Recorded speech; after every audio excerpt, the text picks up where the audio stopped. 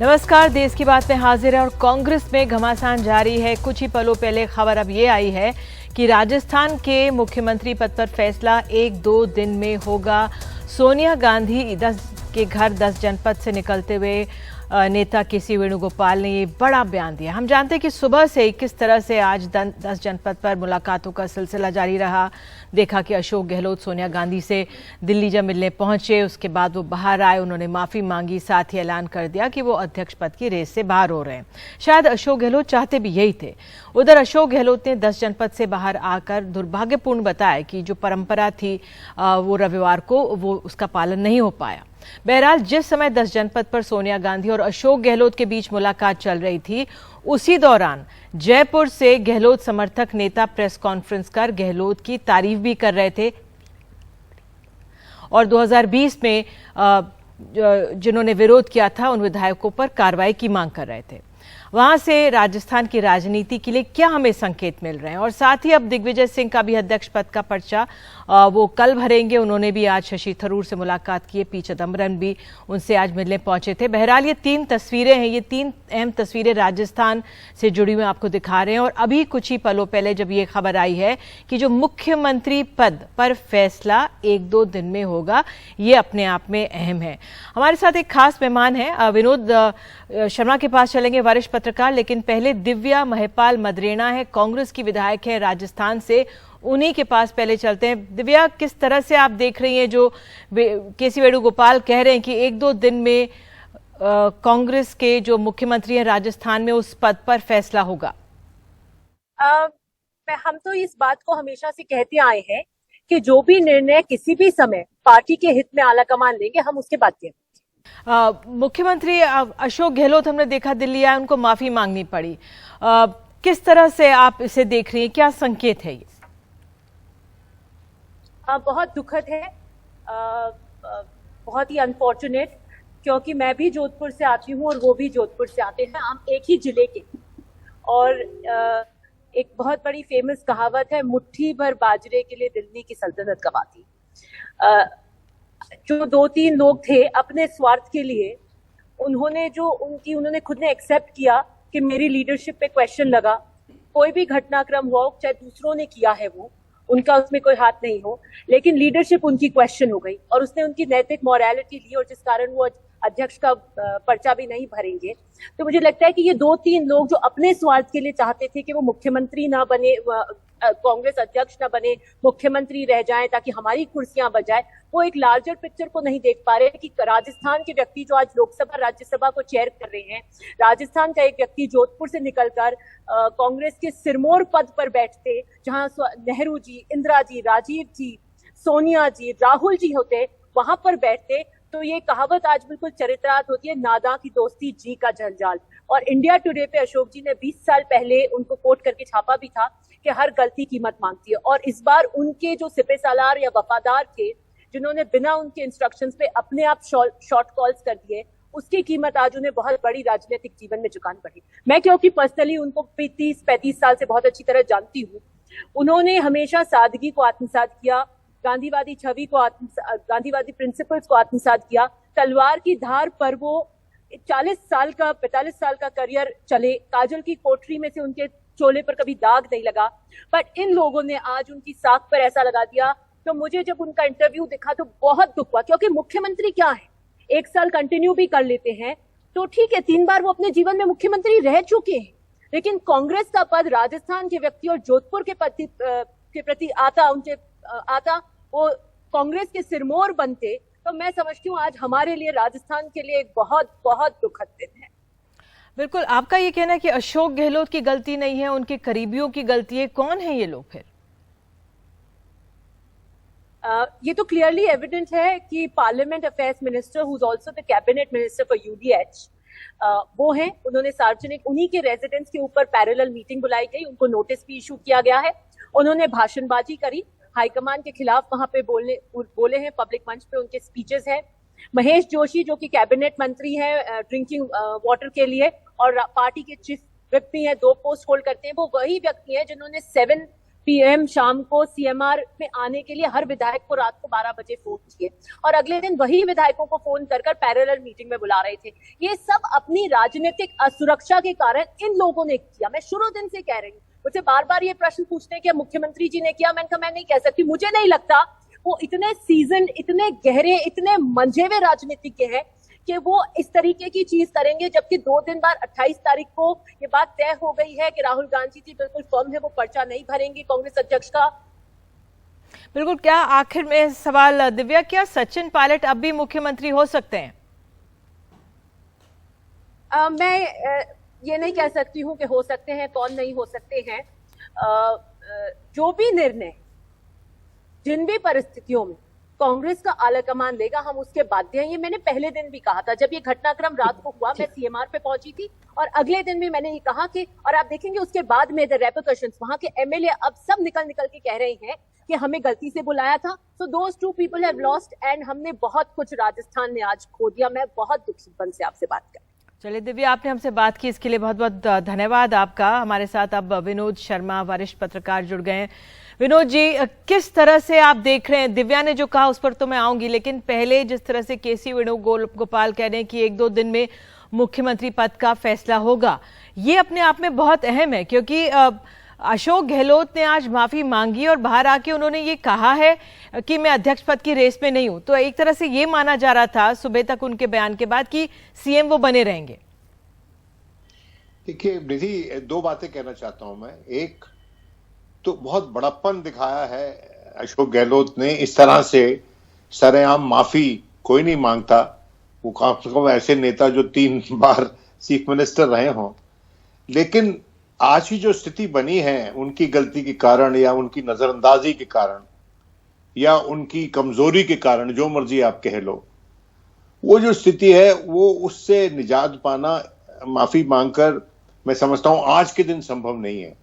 इस घाव को भरने में समय लगेगा और मैं समझता हूं कि जो अनाउंसमेंट आप बता रही हैं केसी वेणुगोपाल की तरफ से कि 2 दिन में वहां पर नेतृत्व परिवर्तन हो जाएगा, तो कोई भी दानिशमंद व्यक्ति पार्टी के शीर्ष नेतृत्व को यह सलाह देगा कि इसमें आप जल्दी मत दिखाएं, थोड़ा ठंडा होने दे गुस्सा को, थोड़ा आक्रोश को ठंडा होने दें, थोड़ा स्थिति को नियंत्रण में लाएं और उसके बाद आहिस्ता से इस रोल दिस बॉल, जैसे अंग्रेजी में कहेंगे।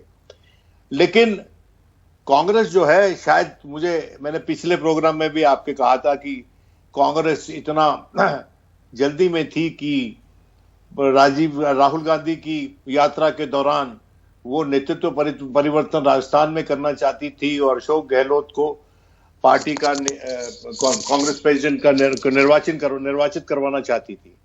और ये तीनों चीजें हो जाती तो इसका बड़ा असर होता, इतना भारी असर होता। लेकिन वो वक्त जो है उनके हाथ से निकल गया, जल्दबाजी में उन्होंने एक्शन लिया।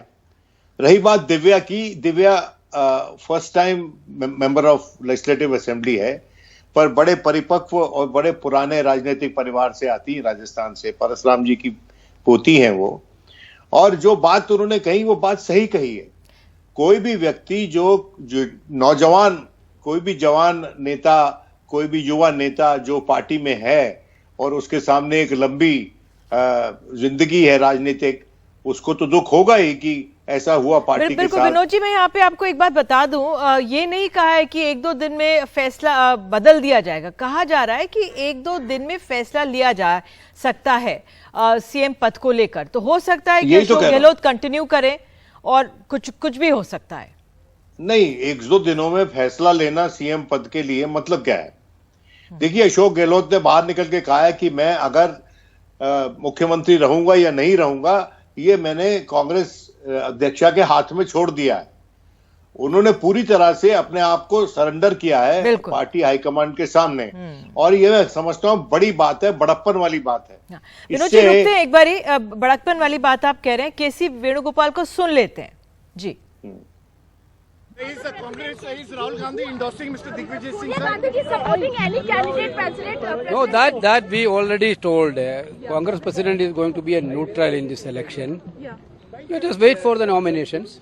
We will get a clear-cut picture tomorrow evening.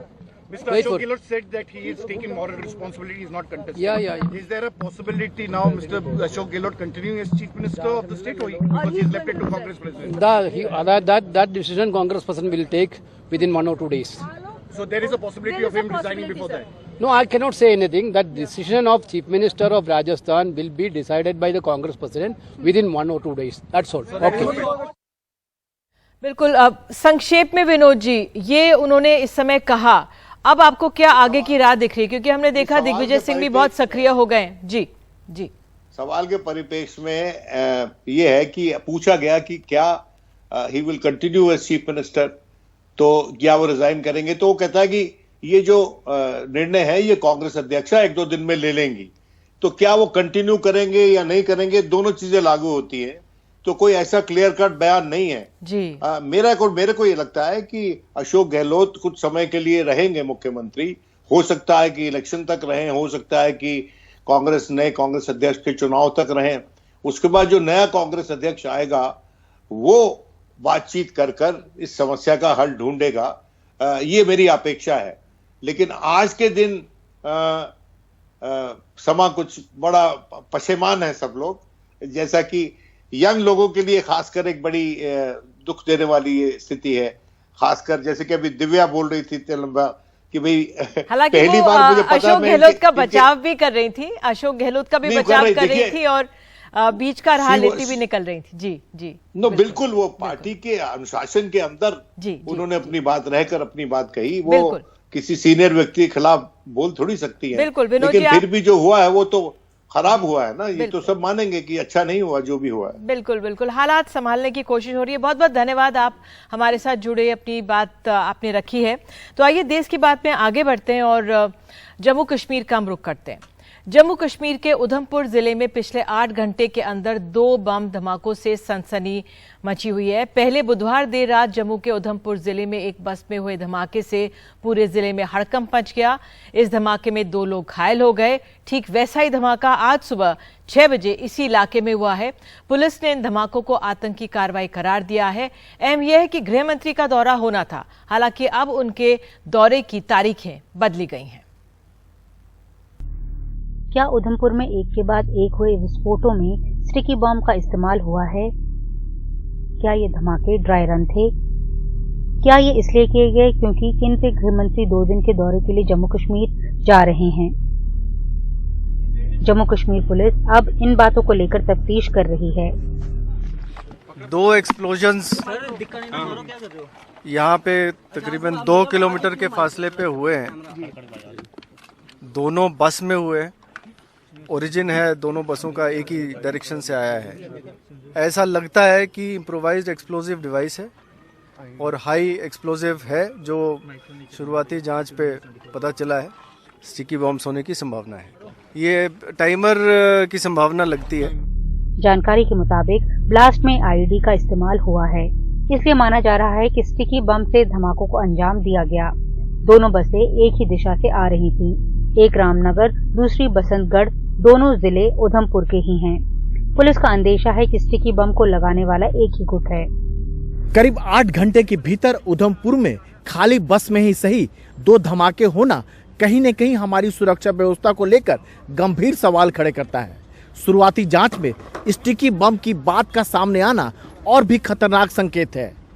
इसे गंभीरता से समझने और उस मुताबिक रणनीति बनाने की जरूरत है। दरअसल चुंबकीय आईडी छोटे लेकिन ताकतवर बम होते हैं, जिनमें हाई इंटेंसिटी एक्सप्लोजिव का इस्तेमाल होता है। हाल में सुरक्षा बलों ने भारी मात्रा में स्टिकी बम घाटी और जम्मू इलाके से बरामद किए थे। तब जो अलर्ट जारी किया गया था उसके मुताबिक इनका इस्तेमाल वीआईपी को टारगेट करने के लिए किया जाएगा।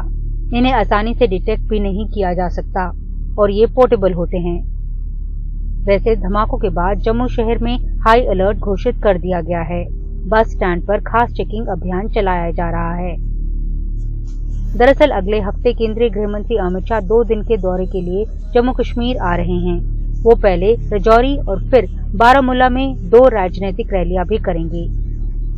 बेशक से सेना ये दावा कर रही हो कि इन्फिल्ट्रेशन नहीं हो रहा है, लेकिन सच ये है कि इन्फिल्ट्रेशन भी हो रहा है और सीमा पार से सामान भी आ रहा है। खुद केंद्रीय गृह मंत्रालय के आंकड़ों के मुताबिक 196 बार ड्रोन जो है वो भारत और सीमा की सरहद के आसपास देखा गया है। इसमें से 173 बार सिर्फ जम्मू और पंजाब की सरहद के आसपास देखा गया है। जाहिर तौर पर इस दौरान कई बार जो है वो विस्फोटक या कुछ और पदार्थ जो है वो ड्रॉप करके वापस भी गया होगा। यही वजह है कि अब केंद्रीय गृह मंत्री ने पूरे इलाके की मैपिंग करने के निर्देश सुरक्षा बलों को दिए हैं।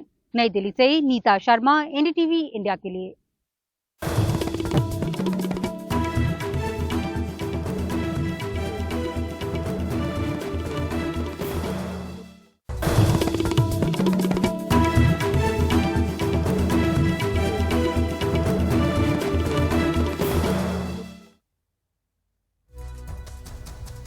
तो देश की बात में अब अहम खबर। गर्भपात को लेकर सुप्रीम कोर्ट ने ऐतिहासिक फैसला देते हुए महिलाओं को नए अधिकार दे दिए हैं। सुरक्षित और कानूनी गर्भपात का अधिकार सबको है, चाहे वो विवाहित हो या अविवाहित। साथ ही कोर्ट ने कहा है कि गर्भपात के लिए पति द्वारा जबरन यौन संबंधों से गर्भवती हुई महिला भी रेप पीड़ित की श्रेणी में आएगी। और इसी मसले पर ये तमाम आप देख रहे हैं, इस पर बात करने के लिए हमारे साथ हैं महालक्ष्मी पवनी, अध्यक्ष हैं सुप्रीम कोर्ट महिला वकील एसोसिएशन की। बहुत बहुत धन्यवाद पवनी जी जुड़ने के लिए। ये जो फैसला कोर्ट ने सुनाया है ऐतिहासिक है और अपने आप में एक 25 वर्षीय अविवाहित युवती थी जो गर्भपात कराना चाह रही थी, उनके उसमें दिया, ये बहुत अहम है। आप जरा समझाइए इसका असर क्या होगा। See, firstly, I would want to say that it is a historic and a landmark verdict which has been pronounced today by a bench of Honorable Justice Chandrachud, A.S. Bopanna and J.B. Pardiwala. Why is it a very landmark judgment? Is it because it's a progressive judgment wherein in a patriarchal mindset of society of India, 3 men have come out to say that a woman, irrespective of the fact she is married or unmarried, have an equal right or equal कोशिश करिए पवनी जी थोड़ा सा हिंदी में बोलने की, थोड़ा सा हिंदी में बोलने की कोशिश कर लीजिए। जी जी जी नहीं, ये बहुत महत्वपूर्ण है क्योंकि आज सुप्रीम कोर्ट ने महिलाओं की शादीशुदा औरतों और अविवाहित औरतों को दोनों को उनको वो समानित हक दिया है कि उनको अबॉर्शन करने की फैसला उनके हाथ में दिया गया है। और यह बहुत महत्वपूर्ण है क्योंकि इंडिया देश इज अ पेट्रियार्कल माइंडसेट, तो I mean it's totally into patriarchy, तो ये जो सोच है बिल्कुल यस पेट्रियार्कल सोच जो है इसको वो पीछे रह गया है। एंड विद मूविंग टाइम्स, बदलते वक्त के साथ इन औरतों को दोनों को एक प्लेटफॉर्म पे इक्वालिटी दी है। आप सोच लीजिएगा, एक अनमैरिड वुमन, अविवाहिता औरत को जब she has rights under the maternity benefit act, under the Hindu adoption and maintenance act, and she has also rights under the Hindu succession act, एक अनमैरिड वुमन को जब ये राइट देते हैं तो मेडिकल टर्मिनेशन ऑफ प्रेगनेंसी के एक्ट के अंदर इनको क्यों ये राइट नहीं दिया जाता? She has every right to decide कि वो उसको अबॉर्शन, गर्भ को निकालना है, साफ करना है या रखना है। उनको वो कानूनी हक दिया गया है, उनको वो हक मिला है आज। पवनी जी, हाई कोर्ट ने पहले इस केस में इजाजत नहीं दी थी, ये कहते हुए कि ये अविवाहित थी लेकिन इन्होंने संबंध अपनी मर्जी से बनाए थे, तो उस दिशा में भी एक बहुत अहम है ये जजमेंट। देखिएगा, मैं दिल्ली हाई कोर्ट के बारे में क्या बोलूं, I think it's a regressive step देते हेल्ड। लेकिन आप देख लीजिएगा 2021 में जब ये medical termination of pregnancy act amend हुआ था, तब हस्बैंड के बदल पार्टनर को लाया गया था। ये शब्द पति को निकाल के पार्टनर को लाया गया था। 2010 में सुप्रीम कोर्ट ने लिव इन रिलेशनशिप्स को रिकॉग्नाइज किया था। जब आप लिव इन रिलेशनशिप को रिकॉग्नाइज करते हो तो एक अनमैरिड वुमन की फीटस को क्यों लीगल रिकॉग्नाइज कर नहीं सकते हो? ये गलत बात नहीं है। लिव इन रिलेशनशिप को you have brought it within the purview of the domestic protection of domestic violence act of 2005, but why aren't you allowing a woman to do whatever she wants? Give her the decision constitutional autonomy over her own body. तो ये गलत सोच है। और जब unmarried women को वो हक बनता है। बिल्कुल आप देख लीजिएगा, क्योंकि मान के चलिएगा देयर आर 7 कैटेगरीज जहां ये औरतों को ये दिया गया है ये परमिशन, लेकिन आज अनमैरिड वुमन को legislature was not recognizing, so the judiciary had to step in. तो ये बहुत अच्छी डिसीजन आया है। बिल्कुल, बहुत अच्छा है, बहुत महत्वपूर्ण है, ऐतिहासिक है। विवाहित हो अविवाहित हो, महिलाओं को अपने शरीर पर पूरा उनका ही अधिकार है, गर्भपात वो करा सकती है, इसका सुरक्षित और कानूनी गर्भपात वो करा पाएंगी। बहुत बहुत धन्यवाद जुड़ने के लिए। और फिलहाल देश की बात में एक छोटा सा ब्रेक ले रहे हैं, एक और अहम खबर के साथ हाजिर होंगे, बने रहिए हमारे साथ।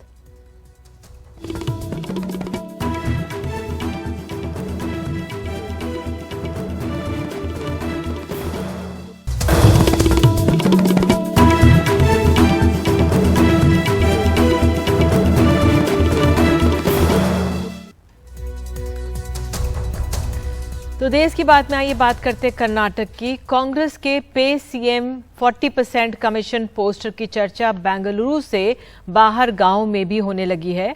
मंड्या मैसूर इलाके में किसानों ने अपनी मांग को लेकर पे फॉर्म्स की शुरुआत की है, तो हुबली में पे मेयर, कुल मिलाकर पे पोस्टर का दायरा बढ़ता ही जा रहा है। अब कर्नाटक के किसानों ने भी अपनी मांग को लेकर पे फार्मर कैंपेन शुरू किया है। किसानों की मांग है कि 3050 रुपए की जगह 4500 रुपए प्रति टन गन्ने का समर्थन मूल्य उन्हें दिया जाए। पे फार्मर अभियान हमने शुरू किया है। अभियान क्यों शुरू करना पड़ा यह आपको भी पता है। कांग्रेस ने पे सीएम अभियान चलाया है, बीजेपी ने पे मैडम अभियान चलाया है, लेकिन दोनों किसानों को भूल गए हैं। इन्हें किसान सिर्फ 5 साल में एक बार ही याद आते हैं। स्वामीनाथन कमेटी की सिफारिश अभी तक सरकार ने लागू भी नहीं की है। आप किसानों को क्यों मूर्ख समझते हैं? इसी तर्ज पर हुबली में पे मेयर 40% कैंपेन के पोस्टर्स शहर में दिखे, डिजिटल पोस्टर QR कोड के साथ। इस पोस्टर वॉर की शुरुआत कांग्रेस ने बेंगलुरु में की थी। पे सीएम 40% डिजिटल पोस्टर को लेकर बवाल मचा तो सिटीजन ग्रुप ने सरकार को पत्र लिखकर सलाह दी कि सभी अधिकारियों के दफ्तर के बाहर पोस्टर चिपकाया जाए कि वो रिश्वत नहीं लेते। इस पर कांग्रेस नेता सिद्धरामैया ने ट्वीट कर चुटकी ली कि मैं मुख्यमंत्री बसवराज बोम्मई को सलाह देता हूं कि वो पहले अपने घर और मंत्रिमंडल के सहयोगियों के घर पर लिखें कि वो भ्रष्ट नहीं है। सिद्धरामैया ने आगे लिखा कि नौकरशाहों को बलि का बकरा न बनाया जाए। राज्य की बीजेपी सरकार इसे ओछी राजनीति करार दे रही है, तो वहीं कांग्रेस का आरोप है कि कमीशन खोरी का आरोप बोम्मई सरकार पर लगातार लग रहे हैं और ये आवाज बीजेपी के अंदर से उठी है। पे सीएम और इसी तर्ज पर बने दूसरे पोस्टर्स को लेकर चल रही खींचतान यहां कर्नाटक में चर्चा का विषय है। भले ही ये दो राजनीतिक दलों के बीच आरोप प्रत्यारोप का माध्यम हो, लेकिन लोगों का मनोरंजन भरपूर हो रहा है। बेंगलुरु से कैमरामैन गोविंद मूर्ति के साथ निहाल किदवई, NDTV इंडिया।